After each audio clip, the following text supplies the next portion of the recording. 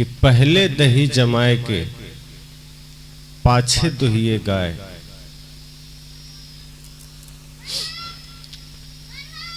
बछड़ा बाको पेट में माखन हाट बिकाए।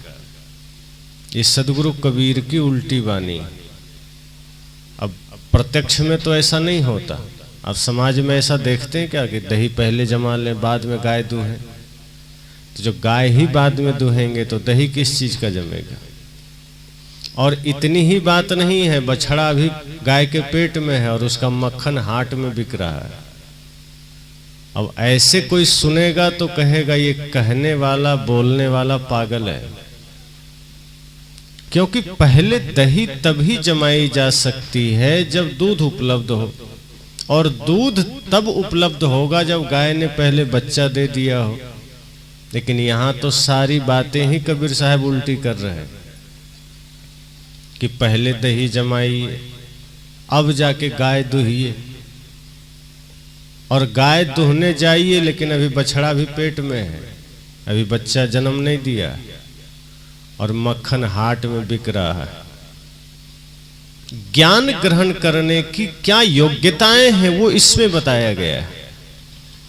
कई लोग कहते हैं ना कि मैं बरसों से सत्संग सुनता हूं लेकिन फिर भी मेरे भीतर परिवर्तन नहीं आया। तो सदगुरु कबीर इसी शब्द के माध्यम से वो स्थिरताएं, वो स्थिरताएं, वो योग्यताएं हमें बता रहे हैं कि किस भांति आपके भीतर वो योग्यता उतर सकती है। अन्यथा सुनते रह जाएंगे और परिवर्तन नहीं होगा। एक आदमी ने कहा कि पिछले 4-5 वर्षों से मैं सत्संग सुनता हूं, क्रोध पर विजय नहीं पाया, क्या करूं? संसार आकर्षित कर लेता है, मोह खींच लेता है, क्या उपाय करूं? मैंने कहा सत्संग 5 वर्ष से कर रहे हैं? कहा बिल्कुल कंटिन्यू करते हैं, निरंतर सुबह शाम करते हैं, लेकिन पता नहीं चूक कहां हो जाती। हमने कहा ये बात तो ऐसी ही है जैसे कोई कहे कि हम सुबह उठते हैं, सूर्योदय होता है और मुझे दिखाई नहीं देता। सूर्योदय होगा तो दिखाई तो देगा ही, और सूर्योदय होता है और दिखाई नहीं देता है तो सूरज में कोई दिक्कत नहीं, तुम्हारी आंखें खराब होगी, और इससे ज्यादा क्या हो सकता है? कोई कहे मैं सत्संग करता हूं और क्रोध फिर भी जीत जाता है, इसका मतलब सत्संग करते ही नहीं हो। कोई कहे कि मैं ध्यान करता हूं और फिर भी संसार जीत जाता है, इसका मतलब ध्यान हम करते ही नहीं। अगर वास्तव में सत्संग जिस दिन हम कर लेंगे, संसार नहीं जीत सकता है, माया नहीं जीत सकती है, क्रोध नहीं जीत सकता है, अहंकार नहीं जीत सकता है। फिर दुनिया लाख कोशिश कर ले आपको आपके पथ से डिगा नहीं सकता। भगवान बुद्ध जब कहीं निकलते थे तो कितने लोग उनको परेशान करते थे, कोई गालियां दे दे, कोई रास्ते में कांटे बिछा दे, कोई अपशब्द कह दे, लेकिन उनके चेहरे पर वही शांति, वही आनंद। न किसी के सम्मान में वे फूलते थे, न किसी के अपमान में वे पचकते थे, हीनता महसूस करते थे, बिल्कुल नहीं। वे कहते थे कि धरती पर ऐसा कोई नहीं जो मुझे सम्मानित और अपमानित कर सके। मेरा सम्मान, मेरा अपमान मेरे भीतर के वजह से होगा। मैं चाहूं तो सम्मानित हूं, मैं चाहूं तो अपमानित हूं, कोई और में ये पावर नहीं को दूसरा मुझे अपमानित कर सके। कहते हैं ना कि एक संत ने कहा मैं तो बैरागी हूं, मुझे न सम्मान की चाह है, न अपमान का भय है, कोई इच्छा नहीं, जहां निकल जाऊं, जिधर चल दूं, कोई हर्ज नहीं, कोई सम्मान दिया तो ठीक, ना दिया तो ठीक। तो संसार क्यों जीत जाता है? इसका मतलब सत्संग हुआ ही नहीं। और सत्संग क्यों नहीं हुआ? क्योंकि सत्संग में गए तो जरूर थे, शरीर गया था, मन नहीं गया। शरीर बैठता है, मन बैठता ही नहीं। और जब मन नहीं बैठता तो सुनते रहिए 2-2 घंटे, 4-4 घंटे, 1-1 महीने, 10-10 साल फर्क नहीं पड़ेगा, फिर मन में वही लालसाएं बनी रहेगी। सत्संग करेंगे, करवाएंगे, सुनेंगे, सुनाएंगे, लेकिन मन से वो विकार मिटेगा नहीं। सत्संग सुनते सुनाते बस एक नियम सा रह जाएगा कि चलो सुनना है, सुनाना है, उसका असर नहीं होता, फिर वो बेअसर हो जाता है। तो सदगुरु कबीर कहते हैं कि नहीं, इसकी कुछ योग्यताएं हैं कि अगर सत्संग सुनने जाओ, गुरु के पास जाओ, तो कुछ मर्यादाएं हैं। और फिर यह भी बात है कि ज्ञान का लाभ वही ले सकता है जो श्रद्धावान होगा। मन तो स्थिर हो ही, श्रद्धा भीतर हो। इसलिए श्री कृष्ण भी कहते हैं श्रद्धावान लभते ज्ञानम, कि श्रद्धावान ही ज्ञान का लाभ ले सकता है, दूसरे के पास कोई उपाय नहीं। अगर आप श्रद्धावान नहीं हैं, अश्रद्धा में बैठे हैं, कई लोग ये सोचकर बैठते हैं कि और ये तो हम भी जानते हैं, छोड़ो क्या करना। तो जानते तो हैं, लेकिन वो फिर लाभ नहीं करेगा। तो सदगुरु कबीर कहते कुछ योग्यताएं हैं। क्या? पहले दही जमाए के। अब दही की प्रकृति स्थिर होती है। जब दही जम जाए और अच्छे से जम जाए, वैसे भी कहा जाता है भैंस के दूध का दही बढ़िया जमता है। अगर वो ठीक से जम जाए तो बर्तन उलट दो, गिरने वाला नहीं। अर्थात उसकी प्रकृति स्थिर है। तो सदगुरु कबीर यहाँ दही जमाने से तात्पर्य यह रखते हैं कि जिस प्रकार दही स्थिर हो जाता है, वह हिलता डुलता नहीं है, इसी तरह से गुरु के पास जाओ, सत्संग में जाओ, तो पहले मन को स्थिर करके जाना, वहीं पर मन को शांत करके बैठना। चहलकदमी मत करते रहना, यहाँ वहां मत भटकते रहना, गुना भाग में मत लग जाना। पहले स्थिरता से सुनना, तो पहले दही जमाए के पहले मन को स्थिर करना, पहले मन को एकाग्र करना, वहां बैठना, शांति से सुनना, श्रद्धा भाव से, विनयावनत भाव से, एकाग्र भाव से गुरु की बातों को सुनना। फिर पाछे दुहिए गाय। अब गाय को हम दूहते हैं, अर्थात हम प्रयास करते हैं, कुछ ग्रहण करते हैं। तो दुहना का अर्थ है कुछ ग्रहण करना, प्राप्त करना। अब ज्ञान ग्रहण करो, गाय को दूहो, अर्थात अब ज्ञान प्राप्त करो। मन को स्थिर करो, मन को शांत करो, उसके बाद ज्ञान प्राप्त करो, ज्ञान को ग्रहण करो। अब इसका परिणाम क्या होगा? बछड़ा बा के पेट में माखन हाट बिका है।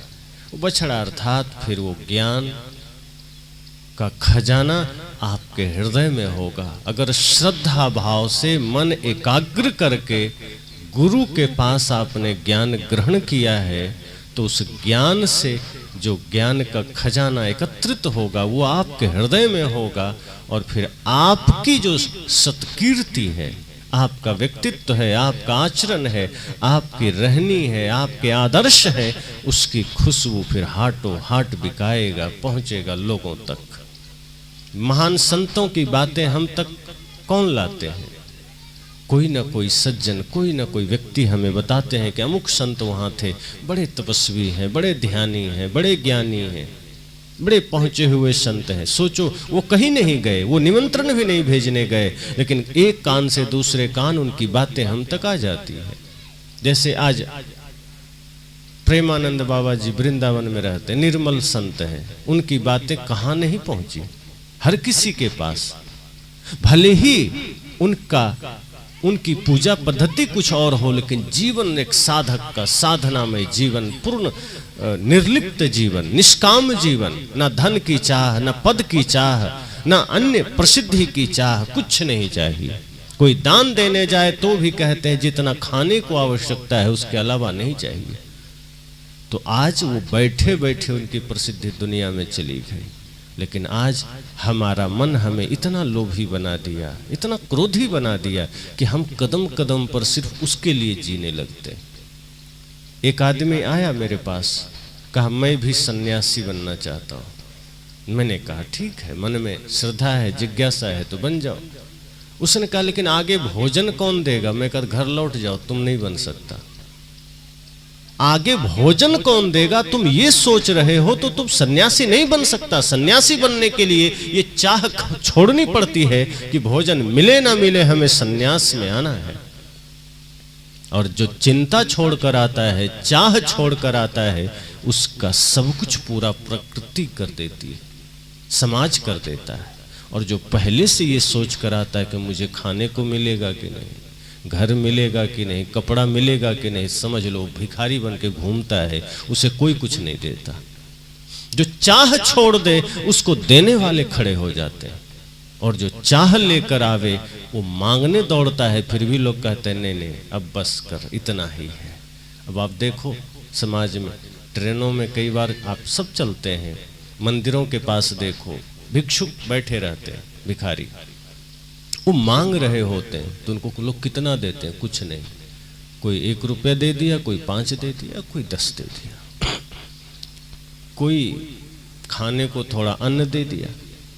लेकिन जो सच्चे संत हैं, अब फर्क कुछ नहीं है, संत भी फकीर फक्कड़ हैं, भिक्षुक हैं, वो मांग नहीं रहे, बस फर्क इतना है वो समाज को ज्ञान का दान दे रहे हैं, वो अपनी तपस्या में है, वो मांग नहीं रहे हैं।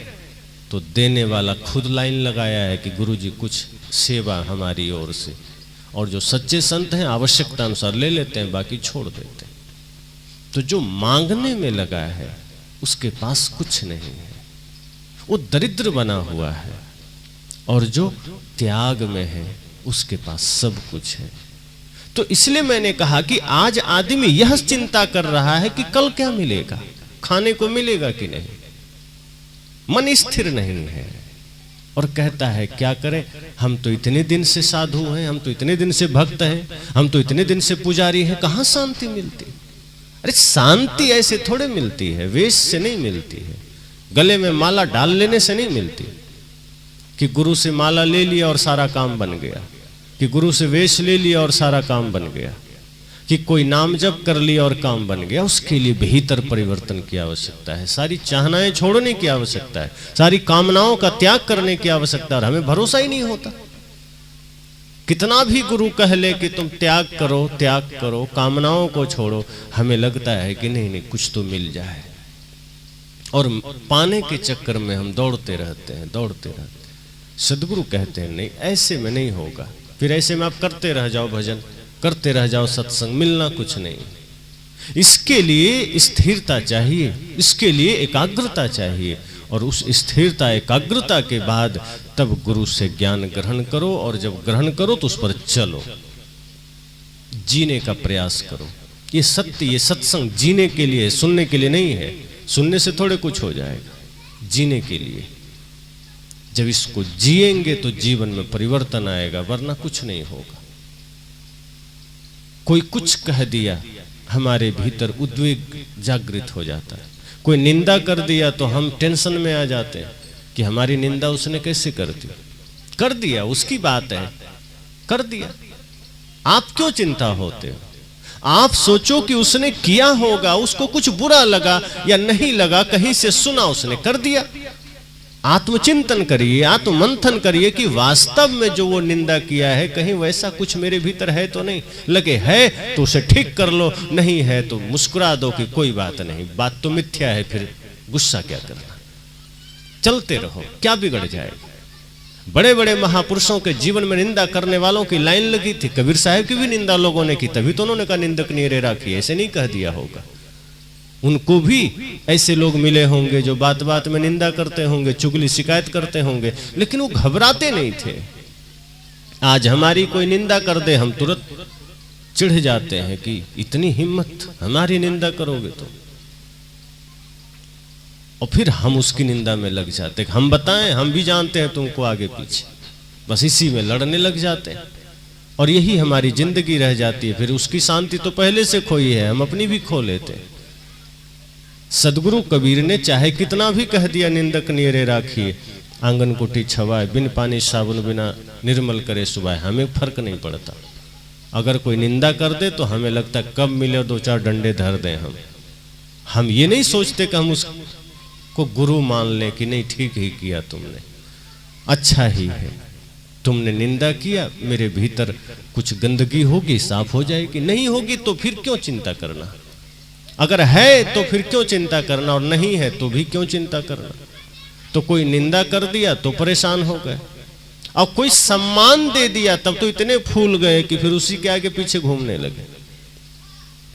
ऐसा होता है कि कोई हमारा सम्मान कर दिया तो हम फूले नहीं समाते, और फिर सम्मान के आदी हो गए, किसी ने नहीं किया तो फिर दुख हो गया। सदगुरु कहते हैं फिर यही जीवन में समस्या है। फिर लंबे समय तक आप सत्संग सुनो, फर्क नहीं पड़ेगा। फिर लंबे समय तक ध्यान में बैठे रहो, फर्क नहीं पड़ेगा। फिर आपकी जीवन यात्रा ऐसी हो जाती है जैसे एक बस कंप्यूटराइज्ड हो जाए, कोई चीज़ फिक्स कर दिया जाए कि हाँ इतना सुनना है, इतना चलना है, इतना बैठना है, फिर सत्संग करना है, फिर सुनाना है, लेकिन फायदा कुछ नहीं होना। तभी तो लोग कहते हैं कि मैं ध्यान करता हूँ पर लाभ नहीं मिलता, सत्संग करता हूँ पर लाभ नहीं मिलता, मैं गुरु जी का दिया हुआ माला जपता हूँ, लाभ नहीं मिलता। एक एक घंटे लोग नाम जाप करते हैं और कहते हैं लाभ नहीं मिलता। लाभ इसलिए नहीं मिलता है कि 1 घंटा माला जपता है और बाकी समय गाली देता है, तो लाभ कैसे मिलेगा? अब कोई आदमी सुबह 10 मिनट राम राम की और बाकी समय वो किसी को गाली दे रहा है, तो 10 मिनट के राम राम से काम तो नहीं बनेगा ना। आप 1 मिनट भी राम राम ना करो, लेकिन 24 घंटे मुख से गाली ना निकालो, लाभ मिलना शुरू हो जाएगा। पर आदमी की नियत ऐसी नहीं है। वो 1 घंटे पूजा करेगा तो सोचेगा इसका लाभ मुझे जीवन भर के लिए मिल जाए, लेकिन बाकी के 23 घंटे वो जो बदमाशियां करता है, पागलपन करता है, उसका ख्याल नहीं है कि मैं कितनी मूढ़ताएं कर रहा हूं। उसी मुख से जिससे मैं थोड़ी देर पहले राम का नाम लिया था, उसी मुख से जिससे मैं भजन गाया था, अभी मैं गाली कैसे दे रहा हूं? और वो गाली किसको देता है? पत्नी को दे रहा है, बच्चे को दे रहा है, भाई को दे रहा है, पिता को दे रहा है, पड़ोसी को दे रहा है। जिस मुख से थोड़ी देर पहले राम राम कर रहे थे, उसी मुख से गालियां निकल रही। और वो आदमी बाद में कहता है गुरुजी हम बड़ा राम राम करते हैं, लाभ नहीं मिलता। तो राम राम तुम 10 मिनट करते हो, गाली तुम 23-24 घंटे देते हो, तो लाभ किसका मिलेगा? गालियों का लाभ मिलेगा ना। अगर गालियां बंद हो जाए, मुख से झूठ बोलना बंद हो जाए, फिर आप देखो लाभ कैसे नहीं मिलेगा। फिर राम राम 1 बार भी ना करो, लाभ मिलना लगेगा। पर अगर राम राम तुम 2 घंटे भी करो और 22 घंटे मुख से गंदगी निकले, तो उस राम का कोई लाभ नहीं मिलेगा। इसलिए आदमी ये शिकायत करता है कि हम 1 घंटा ध्यान करते हैं, कुछ नहीं मिलता। तो 1 घंटा तो ध्यान में बैठते हैं और बाकी समय दूसरे की जेब कैसे काटनी है ये प्लानिंग करते हैं। बाकी समय दूसरे को ठगना कैसे है, दूसरों को धोखा कैसे देना है, ये प्लानिंग करते हैं। तो 1 घंटे ध्यान कर रहे हैं, 23 घंटे तो पाप कर रहे हैं। तो उस 23 घंटा भारी पड़ जाता है, और पड़ेगा ही। 1 घंटे से क्या होता है? ये 1 घंटा तो अभ्यास है। मान लो आप यहाँ 3 घंटे बैठेंगे, तो ये 3 घंटा सिर्फ आपके लिए एक प्रैक्टिकल रूप में एक अभ्यास है। मान लो कि चलो हमने यहाँ कुछ जाना, कुछ सुना, कुछ समझा, लेकिन यहां से घर जाएंगे और ये बातें अगर वहां आपके जीवन में बनी रह गई, तब समझना आप वहां इसको जीने लगे, फिर ये लाभ करेगा। अन्यथा शिकायतें जारी रहेगी। कई लोग तो कहते हैं मैं बचपन से सत्संग करता हूं, 80 साल का हो गया, लेकिन क्रोध नहीं मिटा, क्योंकि वो सत्संग ऊपर ऊपर चलता था, भीतर उतरा नहीं। अगर अंधेरा हो और बल्ब जला दिया जाए तो अंधेरा मिटेगा, इसमें कोई शक नहीं है। लेकिन अंधेरा है और फ्यूज बल्ब लगा दिया जाए और बटन दबा दिया जाए तो कभी नहीं अंधेरा मिटेगा। और आदमी परेशान है कि क्या करें, बल्ब नहीं जल रहा है, बटन भी दबा दिए, बल्ब भी लगा दिए, अंधेरा नहीं मिटा। तो फ्यूज बल्ब लगाओगे तो अंधेरा कैसे मिटेगा? इसी तरह से हमारे जीवन में अंधेरा है, अज्ञानता का, क्रोध का, लोभ का। तो सदगुरु कहते हैं कि पहले दही जमाए के, पहले दही जमाओ, अर्थात मन को स्थिर करो। मन स्थिर करके नहीं बैठेंगे, कामनाओं का त्याग करके नहीं बैठेंगे, तो सत्संग से कुछ नहीं मिलने वाला, फिर सत्संग का कोई लाभ नहीं होने वाला। लाभ चाहिए तो सत्संग में मन को जोड़ना पड़ेगा, और बैठो तो इतनी एकाग्रता से बैठो कि एक एक शब्द पर ध्यान रखना। अब पता नहीं किस शब्द से किसका जीवन बदल जाए, पता थोड़े। ऐसा भी नहीं है कि एक ही शब्द से सबका बदलेगा। बदलना तो एक ही शब्द से है, लेकिन एक शब्द से, वही एक शब्द से सबका नहीं बदलेगा, अलग अलग शब्द से बदलेगा। और ये भी सत्य है कि 2 घंटे में वो शब्द कब आएगा, ये तो आपको सोचना है कि किस बात से किसका जीवन बदलना है, किस बात से किसके जीवन में परिवर्तन आना है। किसी को कोई बीमारी हो जाती है या कोई अस्वस्थ हो जाता है, डॉक्टर दवाई देता है, तो 3-4 प्रकार की दवाई दे देता है। अब ठीक तो एक ही गोली से होना है, उन 4 में से कोई एक ही गोली है जो काम की, बाकी सिर्फ इसलिए देता है कि ये नहीं तो ये काम करेगी, होती एक ही गोली। इसी तरह से सत्संग में जो 2-3 घंटे सुनाया जाता है, बदलना तो एक ही लाइन से है, जीवन एक ही शब्द से है, लेकिन 1-2 घंटे इसलिए सुना जाता है कि पता नहीं उस 2-3 घंटे में कौन सा लाइन हमारे काम की आ जाए जिससे जीवन बदल जाए। आज तक 2-4 घंटा से जीवन नहीं बदला है, 2-4 लाइन से जीवन बदला है। जितने लोगों का भी जीवन बदला, स्वयं भगवान बुद्ध का भी जीवन बदला है, तो 1-2 शब्द से, 2-4 घटनाओं से जीवन बदला। राजा भर्तृहरि का जीवन बदला, एक घटना से, एक शब्द से बदला। तुलसीदास जी का जीवन बदला, एक शब्द से बदला। एक एक शब्द से जीवन बदल जाता है। हम सब भी इसीलिए सदगुरु कहते हैं स्थिरता से बैठना, एकाग्रता से बैठना, चित्त को लगाकर बैठना, तब पता चलेगा कि वो शब्द हमारे जीवन को बदल सकता है। अन्यथा हम सुनते रहेंगे, सत्संग चलता रहेगा, परिवर्तन नहीं आएगा। और परिवर्तन नहीं आएगा, उसका परिणाम आपके व्यवहार में दिखेगा। क्योंकि जो हम सुनते हैं, अगर जीवन बदल गया तो हमारा व्यवहार बदल जाएगा, फिर हमारा आज के बाद बोलने का तरीका बदल जाएगा, हमारा सोचने का तरीका बदल जाएगा। एक आदमी ने कहा कि सत्संग से जीवन बदल जाएगा, तो कैसे पता चलेगा? क्योंकि सत्संग कोई कपड़ा थोड़े है कि पहन लेंगे तो पता चल जाएगा कि कल से ये आदमी लाल था आज सफेद हो गया। सत्संग एक अवस्था है, विचार है, और वो अवस्था आपके जीवन में उतर जाएगी। जैसे कल तक अगर आप किसी बात पर क्रोधित हो उठते थे, तो सत्संग सुनने के बाद आप किसी भी बात पर क्रोध करना छोड़ देंगे, ये परिवर्तन आएगा। अगर आप नशा के गुलाम थे, सत्संग सुनने के बाद आप नशा का त्याग कर देंगे, ये परिवर्तन आएगा। यदि आप अपने बच्चों से कटु व्यवहार करते थे, क्रोध में बात करते थे, सत्संग सुनने के बाद आप प्रेम से बात करना शुरू कर देंगे। अगर आप अपने पत्नी से झगड़ा कर लेते थे बात बात में, आपका वो झगड़ा मिट जाएगा। अगर आप गुरु के प्रति आस्थावान नहीं थे, आपकी आस्था जागृत हो जाएगी। अगर आप अपने आसपास गंदगी देख करके उसी गंदगी में जीने को मजबूर थे, अब आप नहीं मजबूर होंगे। अब आप सफाई करके उस जगह को मंदिर बना के जिएंगे। आपको लगेगा कि नहीं, बाहर की पवित्रता और भीतर की पवित्रता दोनों आवश्यक है। तो सत्संग जब जीवन में उतरेगा तो आपका बाहर और भीतर परिवर्तन आएगा। ऐसा नहीं है कि बस दिखावे का परिवर्तन होगा, वो आपके भीतर, आपके जीवन को, आपके चिंतन को, आपके सोच को बदलेगा। फिर आपका वही परिवेश लगेगा जैसे कि कोई तीर्थ बन गया, आपका वही घर लगेगा जैसे देवालय बन गया। अब तक उसी गंदगी के साथ जी रहे थे, उसी मन की गंदगी, बाहर की गंदगी, तन की गंदगी, लेकिन अब आपके भीतर एक परिवर्तन है। अब आप जहां हैं लगेगा यही एक हमारा तीर्थ है, यही पवित्र भूमि है। इसलिए मैंने कहा कि विचार करना है, चिंतन करना कि पहले दही जमाए के पाछे दुहिएगा है।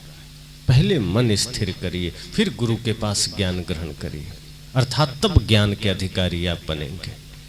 और यदि आपने नहीं किया तो ज्ञान नहीं मिल सकता है। फिर आप लाख सत्संग में बैठते रह जाइए, आप निरंतर सत्संग में चलते चले जाइए, आपको कोई फायदा नहीं मिलेगा। अब बछड़ा बा के पेट में, और अगर इतना कर लिया तो आपके भीतर भी वो ज्ञान का दिया जल जाएगा, फिर वो ज्ञान आपका हो जाएगा, फिर किसी और का नहीं। अगर पात्रता आ गई तो ज्ञान आपका है, फिर आपकी भी प्रसिद्धि है। और प्रसिद्धि के लिए नहीं करना है, लेकिन ये स्वाभाविक है कि जैसे कहीं फूल आप लगा दें और उस फूल में खुशबू है, तो फिर स्वाभाविक है वो खुशबू भंवरों को बुला लेगा। भंवरों को निमंत्रण नहीं देना पड़ेगा। भंवरे जो होते हैं ना, या मधुमक्खियां, उसको आमंत्रण नहीं भेजना पड़ता। वीरान मरुस्थल में भी कोई पुष्प खिल जाए, कोई फूल का पौधा वहां उग आवे, तो भंवरों को निमंत्रण भेजने की आवश्यकता नहीं है। उसे पता चल जाता है कि कोई पुष्प खिला है इस वीरान मरुस्थल में। अगर हमारे हृदय में ज्ञान जागृत हो गया, हम सबके हृदय में ध्यान का बीज जागृत हो गया, तो समाज को बताना नहीं पड़ेगा कि हम ज्ञानी हो गए, कि हम त्यागी हो गए, कि हम भक्त हो गए, कि हम तपस्वी हो गए।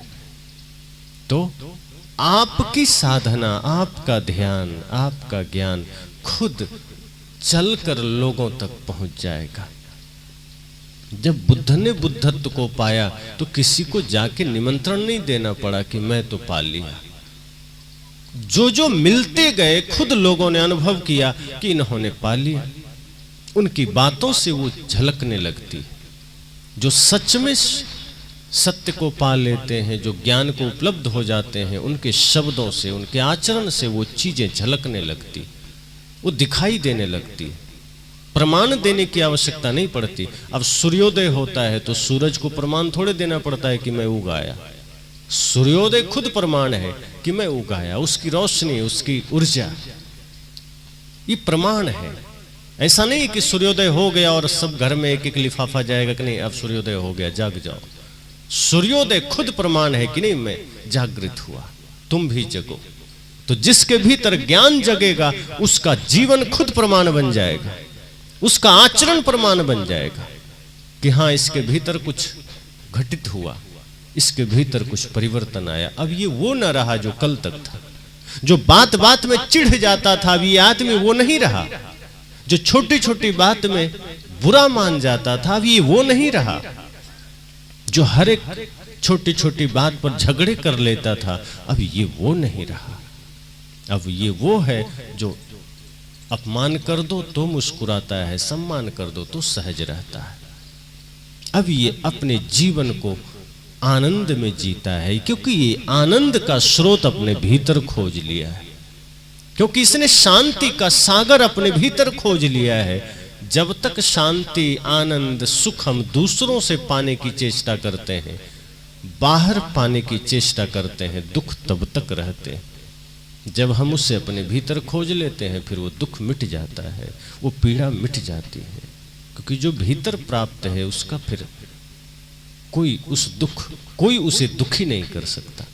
इसलिए सदगुरु कहते हैं कि जिस दिन तुम ज्ञान ग्रहण करने योग्य बन जाओगे, मन स्थिर कर लोगे, तुम्हारे भीतर वो ज्ञान का खजाना स्थिर हो जाएगा। फिर तुम स्वयं सम्राट बन जाओगे,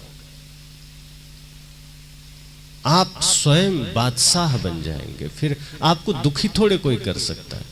आदमी कहता है ना कि क्या करें, बार बार बच्चे दुखी कर देते हैं, ये व्यर्थ की बात है। कोई किसी को दुखी नहीं कर सकता। आप दुख मानते ही क्यों हैं? हम मानते हैं इसलिए दुखी होते हैं।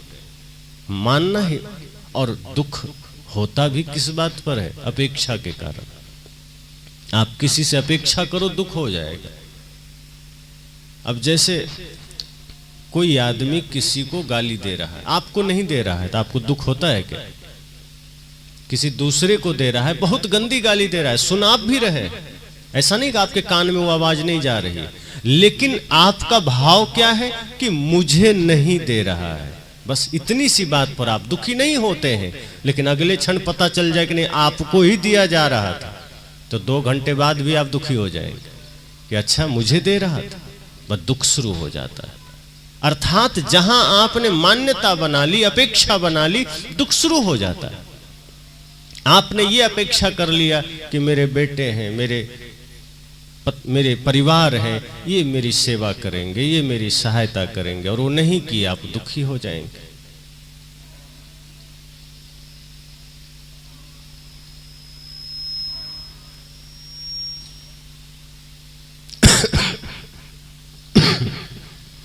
ऐसा है। तो मैंने कहा अपेक्षा दुख का कारण है, और वो अपेक्षा भी मिट जाएगी। उस समस्त प्रकार के आपके भीतर का जो विकार है वो मिट जाएगा, लेकिन उसके लिए पहले दही जमाएंगे। पहले दही जमाना पड़ेगा, मन को स्थिर करना पड़ेगा, एकाग्र करना पड़ेगा। बिना एकाग्रता के ज्ञान उतरता नहीं है, बिना पात्रता के ज्ञान उतरता नहीं है। उसके लिए पात्र तो बनना पड़ेगा, और तब क्या होगा? बछड़ा बा के पेट में, फिर वो ज्ञान का खजाना आपके हृदय में होगा, फिर आपकी यश कीर्ति, आपकी समृद्धि दुनिया में होगी, लोगों तक होगी। और ये साधारण बात नहीं है, ये बड़ी बात है। ऐसा तब होता है जब उस ज्ञान का खजाना हमारे भीतर हो, फिर वो कभी हमें दुखी नहीं होने देता, फिर वो कभी हमें पीड़ा में नहीं जाने देता। जो चीज बाहर से लाई जाती है वो दुख सुख का कारण बनता है। जब भीतर ही ज्ञान का खजाना आ जाए तो फिर वो सिर्फ आनंद का कारण बनता है और कुछ नहीं। और दुख या सुख की बात भी तब होती है जब आप किसी बाहर की चीजों पर भरोसा कर लें कि वहां से हमें सुख मिलेगा। जैसे कोई पत्नी में सुख खोजे, कोई पति में सुख खोजे तो दुखी होगा, लेकिन कोई अपने में सुख खोज ले तब दुखी नहीं हो सकता। आप बाहर किसी से सुख की कामना करें तो दुख होगा। आप ये सोचे कि गाड़ी में सुख है, धन में सुख है, परिवार में सुख है तो दुख होगा। लेकिन यदि आप अपने में सुख खोज लें तो कभी दुखी नहीं होंगे। अब जैसे एक बात समझना, बाहर कोई भी चीज आप बटोरेंगे तो घटता चला जाएगा ना। 100 रुपये आपने कमाए और 1 रुपया खर्च कर दिया तो 99 बचा। 1 लाख कमाए, 1000 खर्च कर दिया तो 99 फिर भी बचा। बाहर से आपने जितना भी कमाया पाया वो सुख नहीं दे सकता, क्योंकि उसको खर्च करोगे घटेगा और दुख होगा। और जिस चीज में भी आप सुख मानोगे वो अस्थिर है, स्थिर नहीं है। पत्नी के रूप में आपने सुख माना, जवानी ढलेगी, वो रूप बिखर जाएगा, फिर आपको दुख हो जाएगा। संसार परिवर्तनशील है। आप संसार में जहां जहां सुख की कामना करोगे वो परिवर्तित होगा, आप दुखी हो जाएंगे। हो सकता है 2-4 क्षण के लिए सुखी हो जाएं, लेकिन जब सारा सुख का केंद्र आप अपने भीतर, अपने आप में, आत्म स्वरूप में मान लेंगे तो आपको दुखी कोई नहीं कर सकता। मैं एक उदाहरण देता हूं। जैसे टंकी में पानी है, मोटर का जमाना है, सभी के छत पर लगभग टंकियां होंगी। तो कोई 500 लीटर की, कोई 1000 की, कोई और भी 5000 की भी बैठा लेता है। तो मोटर से उसमें पानी भरा जाता है। अब मान लो कि 1000 लीटर की टंकी है, पानी भरा हुआ है। अब टोंटी नीचे खोला गया, किसी ने 1 गिलास पानी निकाल लिया तो निश्चय ही उस टंकी में 1 गिलास पानी कम हो गया। अब फिर से डालोगे तो भरा जाएगा, वरना वो कम हो गया। और जितना निकालते जाएंगे वो कम होते जाएगा। भले ही वो टंकी में कितना भी जल हो, लेकिन अगर उसमें से कुछ 1 बूंद भी निकाला गया तो उसमें 1 बूंद कम हो जाएगा, वो कहीं से अपने आएगा नहीं। लेकिन वही 1 गिलास नहीं, 1 बाल्टी पानी कुआं से निकाल लिया जाए तो कितना कम होगा? कुआं में कम होगा कि निकालेंगे उतना फिर आ जाएगा, क्योंकि वो कहीं बाहर से नहीं भरा गया है, उसका अपना है। कुआं में जल कहीं और से दिया नहीं गया है, वो दूसरे पर निर्भर नहीं है, उसका अपना स्रोत है। आप उसमें से 1 बाल्टी नहीं, 1 ड्राम निकाल लो, 1 टंकी निकाल लो, फिर कुछ ही समय में वो ज्यों का त्यों हो जाएगा, क्योंकि उसने किसी से लिया नहीं, वो उसका अपना है, तो वो कभी घटेगा नहीं। हम भी अगर सुख कहीं बाहर से लेंगे, कहीं संसार की कोई भी समृद्धि बाहर से प्राप्त करेंगे, एक समय वो घटेगा, फिर दुख पैदा होगा।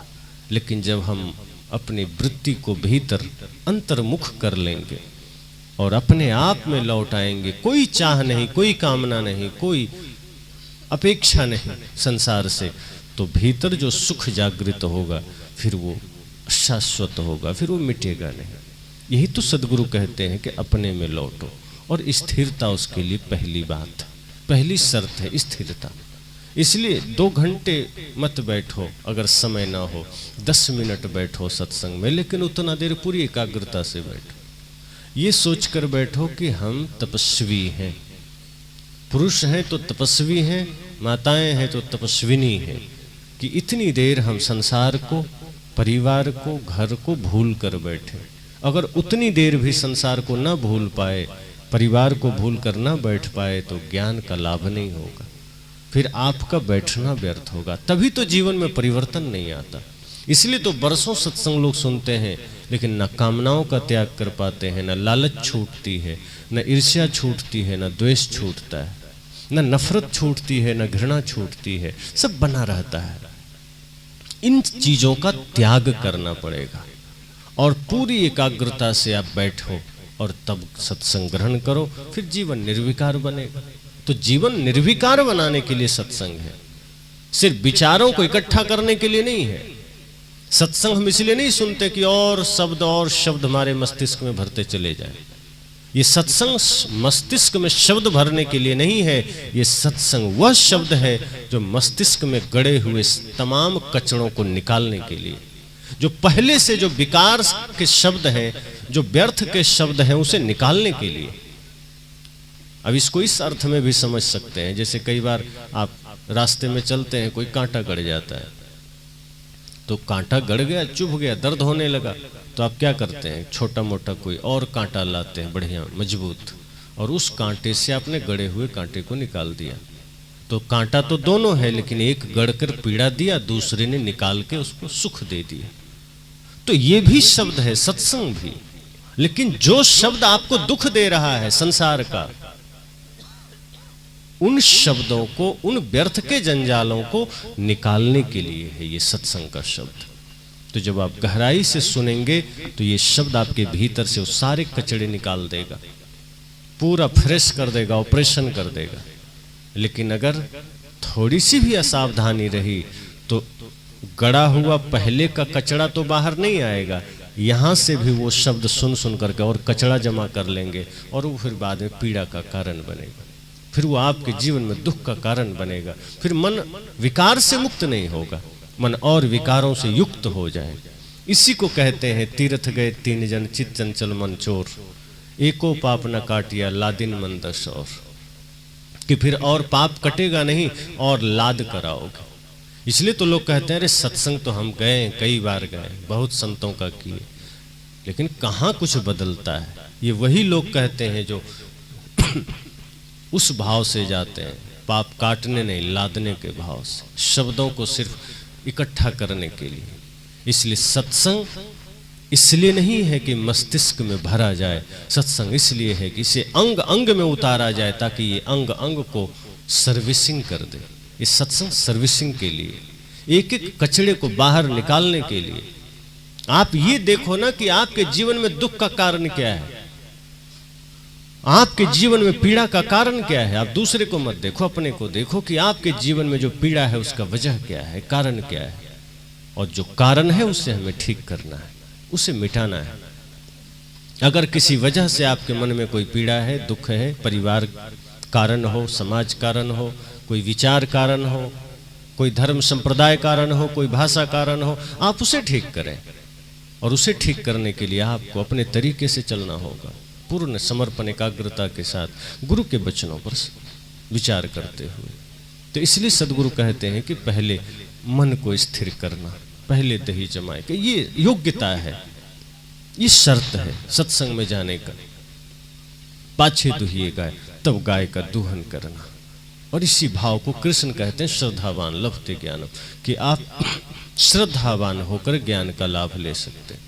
अगर श्रद्धा नहीं जगी तो ज्ञान नहीं मिलेगा, श्रद्धा नहीं है तो ज्ञान कभी आ नहीं सकता, कोई उपाय नहीं है। फिर आप दौड़ते रह जाओ, चलते रह जाओ, थक जाओ कि ज्ञान नहीं मिलेगा। इसलिए मैंने कहा बड़ी साधना की बात है ये। लोग कहते हैं ना साधना क्या है, तो कई लोग कहते हैं आग पर चलना साधना है, तन में भभूत लगाना साधना है, बर्फ पर बैठ जाना साधना है। जैसे अभी ठंडी का समय है, सबको रात में कंबल चाहिए, और कोई कहने मैं साधना कर रहा हूं, मैं बर्फ की सिल्ली में बैठूंगा, तो समाज कहेगा नहीं वास्तव में साधना कर रहा है, पर वो कोई साधना नहीं है, वो मूर्खता है। बर्फ की सिल्ली में बैठना साधना नहीं है। मन के विकारों का त्याग कर देना ये साधना है। मन को निर्मल बनाना साधना है। ये आग पर चलना, ये हाथ खड़े करके रखना, ये सब मूर्खता है, इससे ज्यादा कुछ नहीं। ये हाथ ऐसे रखोगे क्या हो जाएगा? सड़ जाएगा और क्या होगा। लेकिन इससे ऐसा थोड़े है कि हम हाथ ऊपर करके ऊर्ध्वबाहु बन जाए तो भगवान आ जाएगा। अरे क्यों, भगवान को क्या चिंता पड़ी तुम हाथ ऊपर रखोगे नीचे रखो। अब कई लोग धरती खोद के उसमें बैठे रहते हैं कि हम साधना कर रहे हैं। विकार मिटाने को राजी नहीं है, मन को निर्मल करने को राजी नहीं है। और ऐसे लोगों के पास आप जाओ बात करो तो गुस्से में आप पर चिमटा भी चला देता है। अब गुस्सा मिटा नहीं, साधना है। क्या साधना है? साधना का मतलब है इच्छाओं का समाप्त हो जाना, कामनाओं का समाप्त हो जाना, क्रोध का मिट जाना, ये साधना है। और ये कहीं भी किसी भी अवस्था में किया जा सकता है। इसके लिए हठ योग की आवश्यकता नहीं है। तभी तो सदगुरु कबीर ने सहज मार्ग दिया, सहज ध्यान रहो, सहज ध्यान रहो। गुरु के वचन समायु है। गुरु के वचन में आकर के सहज ध्यान में चलना। आप किस वेशभूषा में है ये मायने नहीं रखता, आपका मन कितना सफेद है, कितना निर्मल है, ये मायने रखता है। और काला तो कोयल भी है, लेकिन उसके भीतर कालिमा नहीं है। कोयल है ना काला, और कौवा भी काला है, दोनों का रंग एक जैसा है, लेकिन कोयल के भीतर मधुरता है, निर्मलता है। और बगुला सफेद है, हंस भी सफेद है, लेकिन बगुला के भीतर कपट है। तो वो बाहरी रंग रूप की बात यहां नहीं है, भीतर कितना निर्मल है, भीतर कितना पवित्र है, उसकी बात है। तो साधना हम नहीं कर पाते। साधना के नाम पर पाखंड जरूर कर लेते हैं। कई लोग घर में कहते हैं, अरे साहब क्या बताएं, हम तो सुबह शाम बड़ी साधना करते हैं। तो क्या करते हो? तो हम 1100 बार राम का नाम जपते हैं। हमके एको बार जपने की जरूरत नहीं है, बस मन वाणी ठीक कर लो। सदगुरु कबीर कहते हैं, अगर वाणी पवित्र कर लोगे तो 24 घंटे आपके मुख से जो भी निकलेगा वो पवित्र शब्द ही निकलेगा, वो गंदगी नहीं निकलेगी। और अगर साधना के नाम पर तुम नाम जप कर लोगे, एक दिन उपवास कर लोगे कि हमने आज व्रत कर लिया, उपवास कर लिया, और इतने में मन में यह भाव कर लोगे कि अब तो हमें स्वर्ग मिल जाएगा, तो भूल में हो, कभी स्वर्ग बाहर तो नहीं ही मिलेगा, यहाँ भी नरक में रहोगे। इसलिए अगर जीवन को स्वर्ग बनाना है तो काम करो, अपने मन वाणी इंद्रियों पर काम करो। ये मूल बात है जिसको ठीक करना है, जिससे शांति मिलेगी। अन्य कुछ भी कर लो। आज ही एक सज्जन, बल्कि कल ही, जहां से आया हूं, हरदोई से आए थे, और वो रामपाल जी के शिष्य थे पहले। तो काफी समय से उनको सुन रहे थे, उनसे दीक्षा लिया उन्होंने। संजोग की बात है, कुछ दिन पहले उन्होंने रमाशंकर साहब के प्रवचन को सुना, कुछ भ्रांति मिटी। फिर मेरा विचार सुना, तो उन्होंने कहा आपको सुना तो मेरा मन पूरा हल्का हो गया, और रामपाल जी के तरफ से मन मुड़ गया। फिर मैंने उनका माला निकाल के फेंक दिया, और खोजते खोजते मैं आपके पास आया। तो मैंने कहा क्या दिया दीक्षा में? कहा कुछ नाम दिया उन्होंने, और कहा कि एक नाम और दूंगा 5 साल बाद, और तब तुम्हें मुक्ति मिलेगी।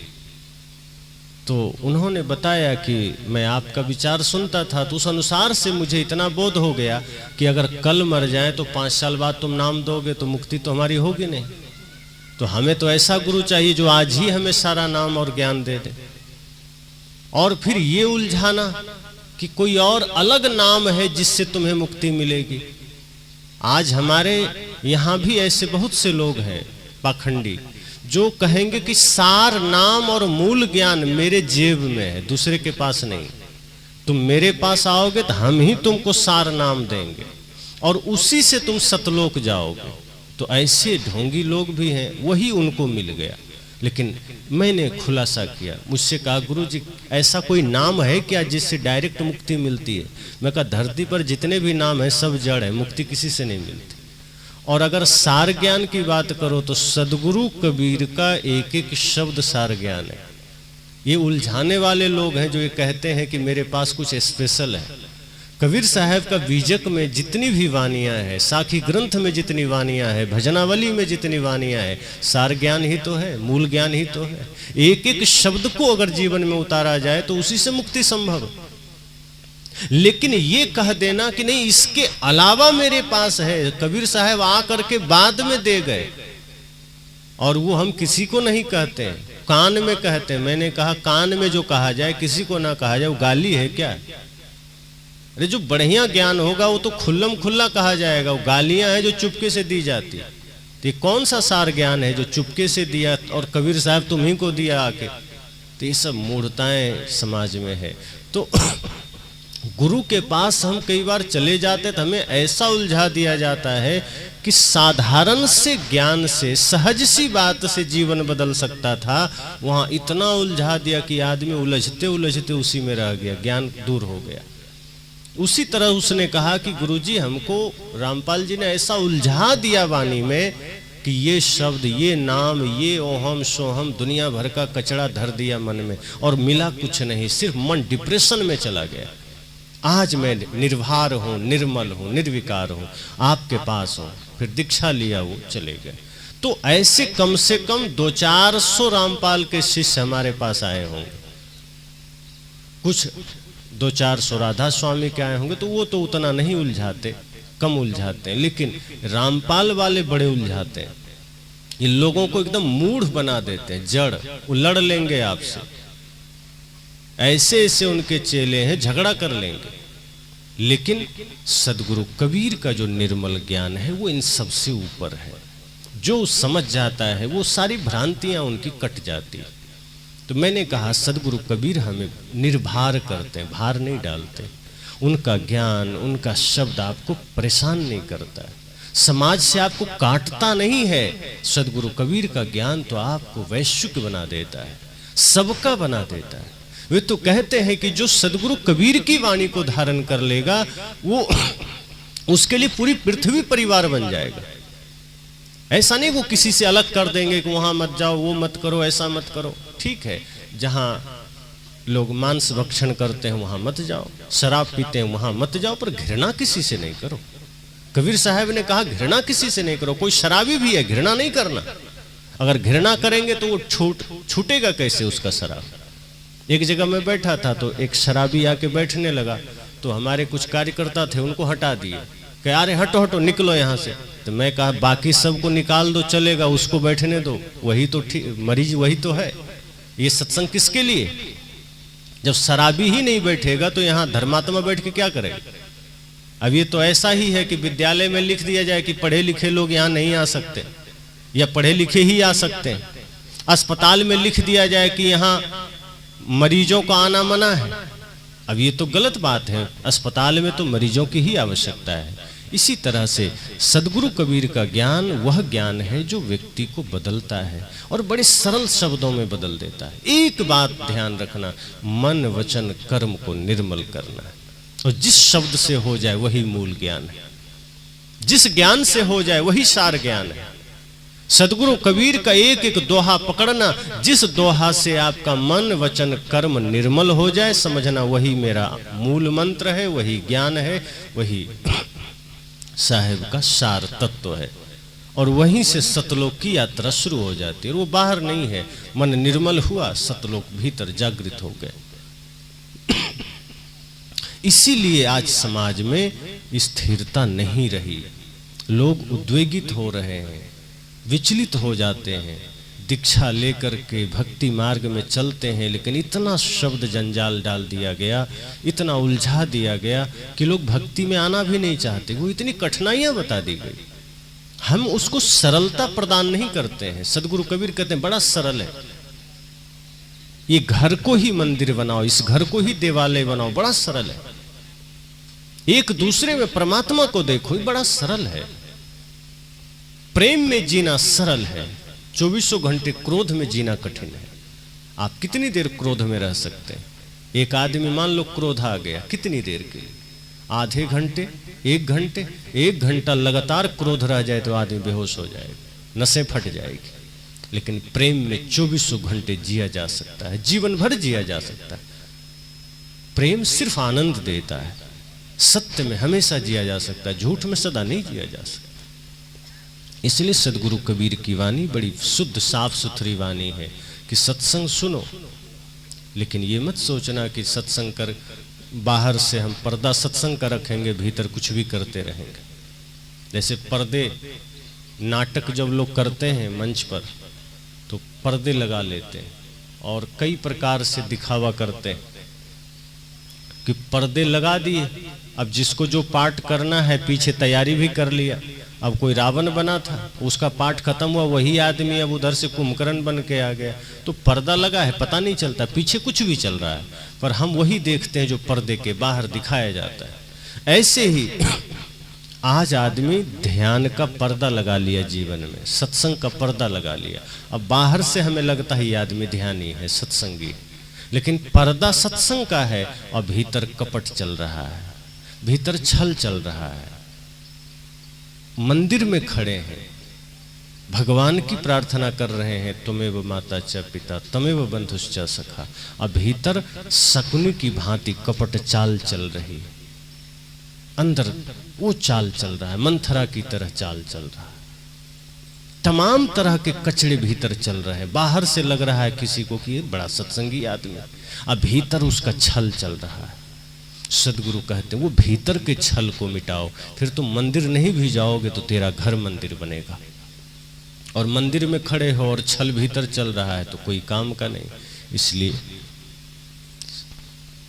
पहले दही जमाए के पाछे दुहिए गाय, बछड़ा बाके पेट में माखन हाट बिकाए।